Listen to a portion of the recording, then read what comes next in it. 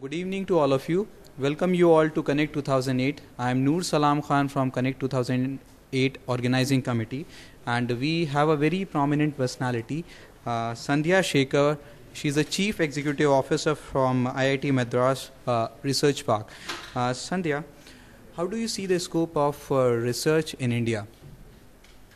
Well, research in India has always existed. It's not as though you're talking about anything fundamentally new, but the aspiration here is to get it to a level where we get a critical mass so that we can make a difference globally in terms of the research being more in sync with what the industry needs. The research being taken seriously in terms of the kind of IP that we are able to create and the number of patents that we are able to generate. So it is towards this effort that I think much of the discussions today have also been looking at in terms of saying how can we grow in terms of capacities and capabilities to further research in various contexts. Okay, like people are often confused with research and research. So can you please throw some light, like what is the basic difference between this research and what people are performing today? Are they pursuing research or research? Well, I mean, rather than categorizing it into research and research, I mean, fundamentally what we're talking about is when you're looking at research, you're basically looking at knowledge that is already available. And you're saying that, yes, it is there somewhere. You're just doing a search to find out more because you may not personally be aware of it. So that is normally called secondary research, where there are known sources of knowledge and you're merely leveraging them, aggregating them to find out specific answers to your problems. Whereas when you're talking about research, and I guess that's what you really mean, we're talking about going there and doing primary research, trying to find out our own solutions to problems that we might have. And again, rather than just a difference in nomenclature, I think what is fundamentally different is whether it is research that is more towards basic research or research that is applied and more leaning towards design development, which is in sync with what the industry means. So that those are again two broad categorizations of research, both of which are equally important. Equally important, like sometimes we need to pursue research in order to pursue research. Oh, absolutely. There is no point in reinventing the wheel. If somebody somewhere has already done this before, and that is where global databases in terms of the research papers that are available are so critical today. You do a keyword search on any of the scientific databases and you find what is the work that has already been done. It's not possible for an individual to do fundamental research as in like start from first principles and get to where you have. So it is important to leverage what exists already and then build a delta X factor so that it is most of the research tends to be incremental in nature today.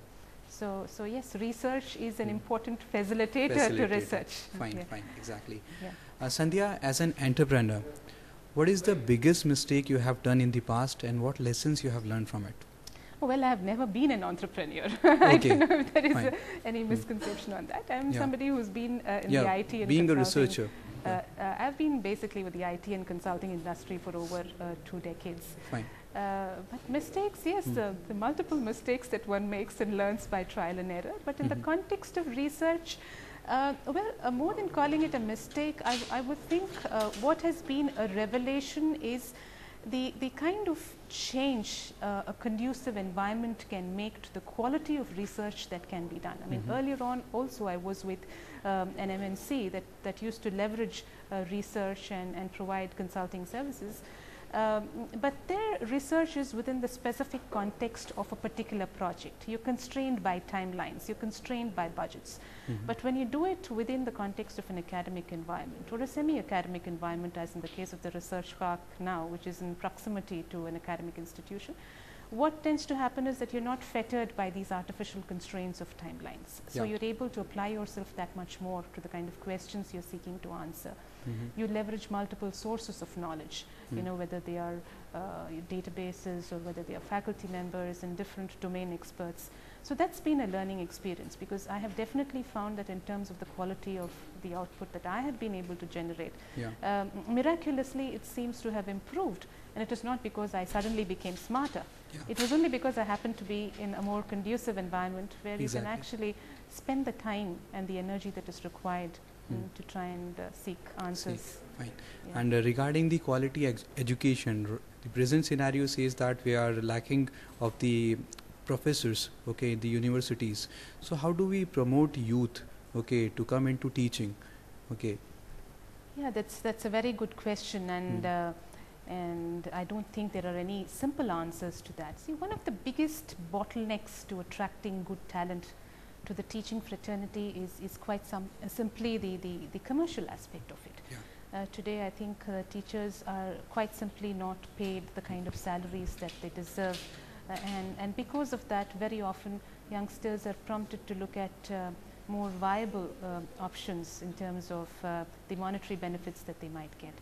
So if there is some way to be able to address that particular issue, then one could perhaps have more talented people teaching as well.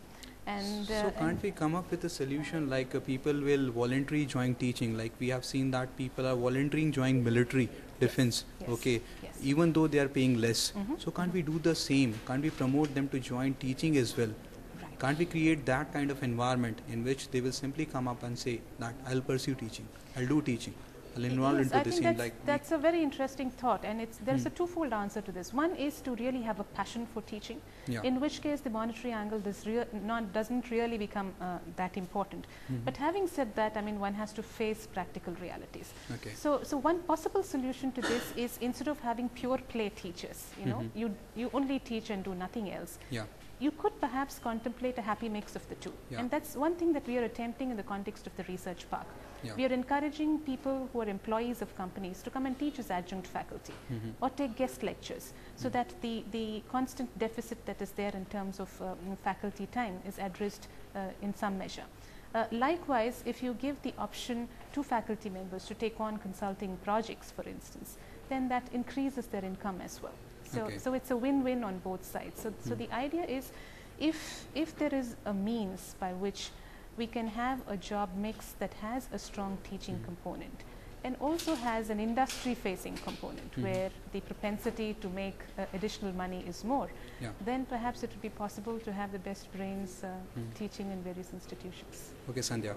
Sandhya, a one-liner for Indian youth for research. Well, research is no longer the boring stuff which only grey-haired people do. Research now is pretty much the in thing, because research leads to innovation, which is the most happening word today in the corporate vocabulary. So I think at the core of it all, every youngster needs to be a researcher, because researching is all about finding smarter solutions to problems. Okay, thanks a lot, Sandhya, for joining us and answering our queries. Thanks a lot. Thank you.